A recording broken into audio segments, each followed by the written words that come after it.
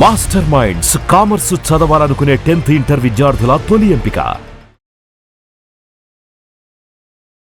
నమస్తే రమగారు. నమస్తే రమగారు, మొన్న ఈ మధ్య నేను ఒక వీడియో చూశాను. అది నాకు మొత్తం వీడియో చూశాక అది రికార్డెడ్ అనిపించింది, రియల్ కాదు అనిపించింది. కానీ చాలా ఇన్స్పైరింగ్గా ఉందండి. ఒక కానిస్టేబుల్ బండి మీద వెళ్తున్నాడు. వెళ్తూ వెళ్తూ సడన్గా తనకి హార్ట్ అటాక్ వచ్చింది. బండి పక్కన పడేసి కింద పడిపోయి కొట్టుకుంటున్నాడు. రోడ్డు అండి, 4 రోడ్లు, కార్లు వెళ్తున్నాయి, బైకులు వెళ్తున్నాయి, నడిచి వెళ్తున్నారు, పెద్ద పెద్ద వాళ్ళు అందరూ ఇలా చూసుకుంటూ వెళ్తున్నారు. ఒక అమ్మాయి, ఒక టీనేజ్ అమ్మాయి వెళ్తూ వెళ్తూ 2 అడుగులు ముందుకేసి మళ్ళీ వెనక్కి వచ్చింది. వచ్చి నేను చూస్తున్నా, ఓహో ఈ అమ్మాయి ఏదన్నా హెల్ప్ చేస్తుందేమోనని. అతనేమో గిలగిలగల కొట్టుకుంటున్నాడు. వీడియో తీసుకుంది. వీడియో తీసుకొని 1 నిమిషం పాటు వెళ్ళిపోయింది తను. అతను అలానే కొట్టుకుంటున్నాడండి. వెహికల్స్, మనుషులు తిరుగుతూనే ఉన్నారు రమ్మగారు. పక్క నుంచే 2 స్కూల్ పిల్లలండి, బహుశా ఒక 5th క్లాస్ చదివే పిల్లల్లాగా, అట్లా అంత చిన్న చిన్న పిల్లలు. వాళ్ళు చూసుకుంటూ ముందుకెళ్ళి మళ్ళీ 2 వెనక్కి వచ్చారు.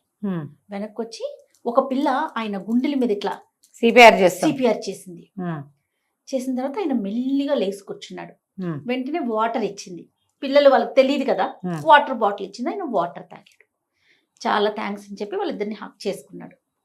కానీ మొత్తం నాకు చూశాక ఇది స్క్రిప్టెడే అని అనిపించింది. కానీ నిజంగా అలానే చేస్తున్నాం కదా, నిజంగా అదే జరుగుతోంది కదా. ఏదైనా యాక్సిడెంట్ అయ్యి ఒక మనిషి పడిపోతే ఎంతసేపు మనం వీడియోల్లో రికార్డ్ చేస్తున్నామే తప్ప ఒక చెయ్యి అందిద్దాం, ఒక్కసారి ముందుకెళ్దాం, మనం చేయగలిగింది పని కనీసం ఒక 10 మందిని పిలుద్దాం అన్న ఆలోచన కూడా ఉండట్లేదు కదా కదరమ్మగారు. అలాగే అవుతుంది జయ. ఏంటంటే మనకి ఎంతసేపు ఏదైనా క్యాప్చర్ చేసి ఎక్కడైనా దాన్ని ప్రజెంట్ చేసే గోల్ వచ్చేసింది.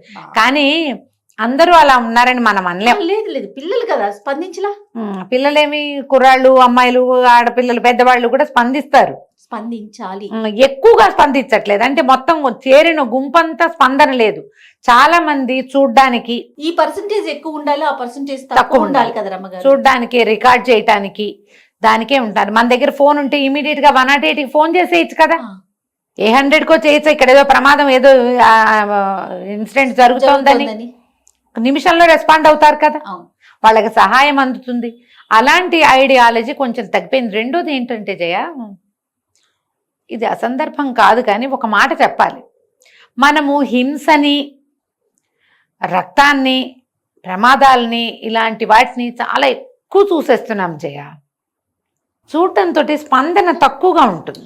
100% రమ్మగారు. మనము ఏదైనా ఒకటి చూస్తే చెలించిపోవటాలు అవి ఇప్పుడు లేవు. ఎందుకంటే మీరు ఎన్ని రకాల ఇన్సిడెంట్స్ మనకి రీల్స్ గాను, షార్ట్స్ గాను, టీవీలలోనూ ఎంత ధారాళంగా కనపడుతున్నాయి. సినిమాలు అయితే ఇంకా అసలు చెప్పనే వద్దు. రక్తపాతం, నెత్తుడిని సహజంగా తీసుకునే పరిస్థితికి మనం వచ్చేసాం. రమగారు, నేను న్యూస్ ప్రెజెంటర్ని కదా, ఎప్పుడైనా అంటే లైవ్ న్యూస్ అంటే లైవ్ చేస్తాం కదా. ఎక్కడైనా ఒక రోడ్డు యాక్సిడెంట్ జరిగింది, ఒక ప్రమాదం జరిగింది, దాన్ని ప్రజెంట్ చేయాలంటే కళ్ళల్లో నీళ్లు తిరిగిపోయాయండి. దాని గురించి చెప్పేటప్పుడు ఆ విజువల్స్ చూసేసరికి ఇప్పుడు మెల్లిగా తగ్గిపోయింది. చూసావా? అసలు ఏం లేదు రమ్మగారు. ఎందుకంటే మనం అలవాటు పడ్డామమ్మా. అయిపోయింది, అది చనిపోయారంట, అట్లా జరిగిందంట, అంతే క్యాజువల్ గా తీసుకుంటున్నాం. నీకు ఇది వరకు సినిమాల్లో సినిమా కష్టం వస్తే ఏడ్చేసే వాళ్ళం అందరం కూర్చుని. ఇప్పుడు చాలా హృదయ విదారకమైన వాటిని కూడా అలాగే చూస్తాం. మనం తినుకుంటూ చూస్తున్నాం, నవ్వుకుంటూ చూస్తాం. ఇప్పుడు టీవీ చూస్తామా, అందులో మరణాలు ఉంటాయి, రేప్ కేసులు ఉంటాయి, కనిపిస్తారు, యాక్సిడెంట్లు, సహజ మరణాలు, హత్యలు, పెళ్ళాల మొగుళ్ళని చంపేసింది, మొగుళ్ళు పెళ్ళాలను చంపేసింది, తల్లులు పిల్లల్ని చంపేసినవి. ఎంత భయానకంగా ఉంటుంది అంటే రమగారు, మూవీస్ లో సందర్భం కాబట్టి చెప్తున్నాను. అసలుకి బొమ్మల్ని కోసినట్టు, ఏదో జంతువుల్ని కోసినట్టు కోసేయటమే. విజువల్స్ కూడా చూసేస్తున్నాం మనం. ఇవన్నీ చూసి ఏ మాట పడితే అది రోతగా అన్ని మాటలు అన్ని దరిద్రంగా మాట్లాడేసి, దాంతో ఏమైంది, లోపల ఒక సున్నితత్వము, స్పందించే గుణము ఏంటంటే బాడీ పార్ట్స్ తెగి బయటపడటం. ఆ విజువల్ మన లోపల ఉన్న ఆర్గాన్స్ ని కూడా మనం బయట చూస్తుంటే ఇంక ఏముంటుంది, స్పందన లేవు, పాళ్ళు ఎవరో. మనదైతే మనకి బాధ. ఎదురిది ఏది మనని బాధించట్లేదు జయ. ఇప్పుడు ఎవరేదైనా తప్పు చేస్తున్నారనుకోండి, మనకెందుకు, చూసి ఊరుకోవటం. అక్కడ ఏదైనా అపార్ట్మెంట్లలో ఏదైనా ప్రాబ్లమ్స్ అయినా అంతే, నలుగురు మన చుట్టుపక్కల ఇళ్లలో ఏమైనా అంతే, మన ఎదురుగుండా రోడ్డు మీద ఏమైనా అంతే, ఆఫీసుల్లో ఏమైనా అంతే. ఎదుటివాడి ఇబ్బందికి కష్టానికి స్పందించే గుణాన్ని, ఆ సున్నితత్వాన్ని, ఆ స్పందనని మనం దాదాపుగా కోల్పోయాం జయ. ఇది మన దౌర్భాగ్యమే, ఇంకా మనం చేయగలిగేదేం లేదు. ఊరు మాట్లాడుకుంటున్నాం అంతే. మనం అవును అవును అలా చూసి అంటే అలాంటి చూడటమే కాదు, మళ్ళీ రికార్డ్ చేయటం, దాన్ని అప్లోడ్ చేయటం. ఓ పిల్లల్ని మనం ఈ మధ్య చూసాం, కుర్రాన్ని చిత్తకొట్టేస్తున్నారు, చిన్న పిల్లాడు రికార్డ్ చేసి దాన్ని దీంట్లోకి ఎక్కిచ్చారు, సోషల్ మీడియాలోకి. మీరు నలుగురు ఆపకూడదా? ఆ పిల్లని ఎవరినో హత్య చేస్తుంటే ఎవడో రికార్డ్ చేశాడు, మీరందరూ తలా ఒక రాయి విసిరిన వాడు పరిగెత్తేవాడే. కనీసం ఆడపిల్లల్ని ఏదో చేస్తే మిగిలిన వాళ్ళు ఎవరు ఏమి స్పందించకుండా రికార్డ్ మాత్రం చేస్తారు. రికార్డ్ చేయడానికి ఉన్న సాహసం కొట్టడానికి ఎందుకు లేదు? మీరు 5-6 ఒక్కసారి మీద పడితే వాళ్ళు ఏం చేస్తారు? ఒక్క మనిషి ఏం చేయగలుగుతాడు? ఒక మనిషి ఏం చేస్తాడు? వాడి దగ్గర కత్తి ఉంది, కత్తి అంతేనా? ఏదో కత్తి. ఇట్లా మీరు నలుగురు పడితే వాడు ఏం చేస్తాడు? ఎవరు రిస్క్ తీసుకుంటారండి అంటారు. ఫోన్ మాత్రం తీస్తారు, మీరు రిస్క్ తీయరు, రిస్క్ తీసుకోరు, ఫోన్లు తీస్తారు, వీడియోలు తీసుకుంటారు. ఈ ధోరణిలో మార్పు రావాలి జయ. ఎట్లా వస్తుందో ఇక ముందు ముందు రాదేమో. పైగా మనకేమో దీనికి, ఈ రక్తానికి, ఈ ఏమంటారు ఘాతుకానికి, హింసకి స్పందించే గుణం పోయింది. ఎవరినైనా కొడుతుంటే చూస్తూ ఊరుకుంటున్నాం మనం. ఇప్పుడు మనకే ఇలా ఉంది కదా రమ్మగారు. అంటే మనం ఎప్పుడు తక్కువ చూసి అయ్యో బాధపడే వాళ్ళం, ఇప్పుడు ఇలా చూస్తుంటే మనమే అలవాటు పడుతున్నాం. పిల్లలు ఇప్పటి నుంచి అలవాటు పడిపోతారు. నువ్వు ఏ సినిమా చూడు, ఒకడే ఎంతమందినో నరికేస్తాడు, అవేవో గొడ్డళ్ళు, అవేవో ఆయుధాలు, చంపేస్తారు, పొడి చేస్తారు. ఎక్కడ బాగా కసకస అని పొడి చేయటం, ఏదో సొరకాయనో గుమ్మడికాయనో పొడి చేసినట్టు. ఎక్కడ దెబ్బ తగిలిందో అక్కడే కొట్టటం. అక్కడి నుంచి ఫైట్ గేమ్స్ ఉన్నాయి కదా జయ, వాటిని కూడా పిల్లలు భలే చూస్తారు. ఎవరినైనా చావు కొడుతుంటే చూస్తున్నారు వీళ్ళు, దాంట్లో సంతోషం పొందుతుంటే, వీళ్ళు ఆనందిస్తుంటే ఇంకేం స్పందనలు ఉంటాయమ్మా? ఎవరినైనా కొడితే చాలు వీళ్ళకి వస్తుంది సరదా. అలా కొట్టు, బాగా కొట్టు, ఇంకా కొట్టు అని అక్కడే కొట్టాలి. మనం కూడా అలాగే అయిపోయాం జయ. మన కర్మ. లేకపోతున్నాం, నిజంగా చెప్తున్నాను కదా. నేను రక్తాన్ని చూసినా, హింసను చూసినా క్యాజువల్ గా చూసేసుకో, ఓకే అనుకుంటున్నాం. తప్పు చేసినా చూస్తున్నారు అనుకుందాం, అదే. అప్పుడు కూడా దాన్ని సమర్థించట్లేదు. తప్పు చేసినా కూడా, ఇప్పుడు తప్పు అంటే ఎవరినో కొట్టడం జయ తప్పు, ఎవరినో చంపటం, ఏ ఆడపిల్లలను అబ్యూజ్ చేయటం, ఏ పెద్దవాళ్ళనో అబ్యూజ్ చేయటం, ఎవరిదో లాక్కుని పారిపోవటం, ఇవన్నీ తప్పులు కాదా? ఖచ్చితంగా కదా. వాటికి ఏం స్పందిస్తారు? ఎవరు స్పందిస్తారు? మా మీదకి వస్తారు కదా, మా మీద పడుతుంది, పోలీస్ స్టేషన్కి వెళ్ళాలి, ఎవడెళ్తాడు? అవన్నీ రిస్క్.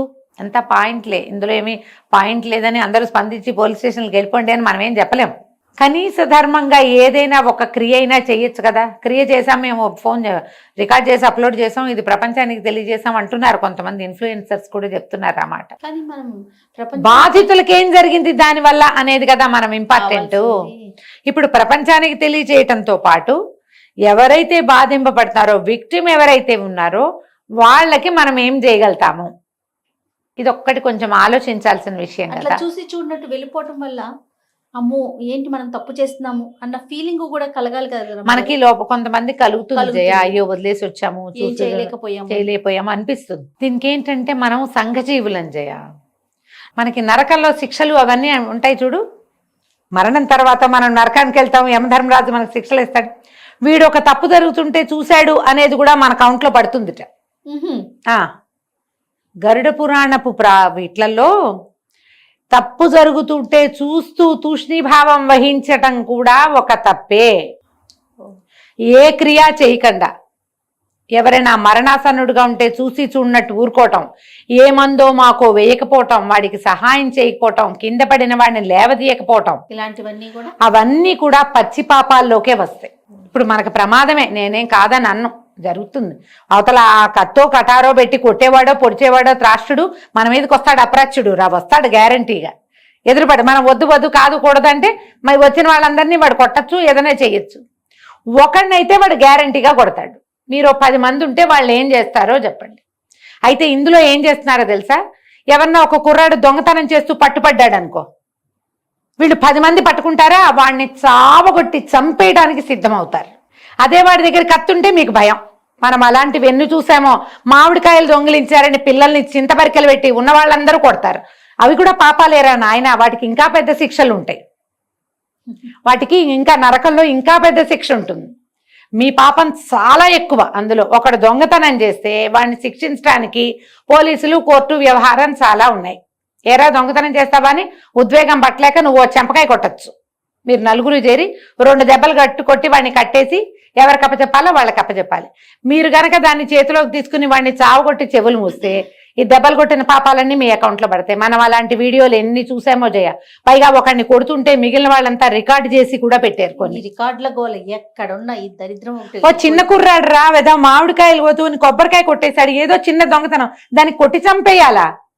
అదే వాడి దగ్గర కత్తుండి వాడు ఎవరినైనా ఏదైనా చేస్తుంటే నువ్వు ఇంత చేయగలవా? చేయలేవు. అప్పుడు నీకు భయం, నీ ప్రాణాలు ఇంపార్టెంట్. ఎవడైనా దొరికితే బలహీనుడు వాడిని కొడతారు. ఈ బలహీనుడిని కొట్టే పాయింట్ ఉంది చూడు, అది కూడా పాపమే, అది తప్పే. ఆపండి, ఇలా కొట్టద్దు. పోలీసులకు అప్పచెప్దాం. మనకు అవకాశం ఉంది కదా, బోల్డ్ ఉంది మనకి. చట్ట న్యాయం బోల్డ్ ఉన్నాయి, సిస్టమ్ ఉంది కదా, అద్భుతమైంది. సిస్టంలోకి తీసుకుపోతే సరిపోతుంది. చట్టాన్ని మన చేతిలో తీసుకోవాల్సిన అవసరమే లేదు. ఉద్వేగంగా మనం పెద్ద దీంట్లో వాడిని పట్టుకుంటే ఒక చెంపకాయ చాలు, అంతకంటే కొట్టకూడదు. అది కూడా పాపం. అమాయకుల్ని కొట్టేయటం దొరికితే చాలు. ఇక ఈ ర్యాగింగులు వ్యవహారాలంటే అవి మరీ పచ్చి పాపాలమ్మా, అవి పాపమే. ఒకడిని ర్యాగ్ చేస్తారు, మిగిలిన వాళ్ళు వీళ్ళు మాట వించావరని వదిలేస్తారు. ర్యాగింగ్ చేసిన వాడికి ఎంత పాపమో, అంటే ఏడిపించిన వాడిది ఎంత పాపమో. వాడు ఏడిపిస్తుండగా ఊరుకున్న వాళ్ళది డబల్. తప్పు చేసిన వాడి పాపం 1, చూసి ఊరుకున్న వాడి పాపం 2. మరి పాపాలు లెక్కెట్టుకోవాలిగా, మీరు దృష్టిలో పెట్టుకోవాలి. అన్యాయం జరుగుతుంటే, తప్పు జరుగుతుంటే, పొరపాటు జరుగుతుంటే, ఒకళ్ళకి ప్రాణాపాయ స్థితో లేదా అవమానమో జరుగుతుంటే సాధ్యమైనంత ఒక్క సౌండ్, ఒక్క వాయిస్ అయినా రైజ్ చేయండి. అది మంచిది. ఆగచ్చు కనీసం, దానికోసమైనా మనం ట్రై చేయాలి కదా. మనం పాపాలు పుణ్యాలు చెప్పుకుంటే ఇదైతే పాపమే గ్యారంటీగా. రైట్ రమ్మ గారు, నమస్తే. నమస్తే జయ.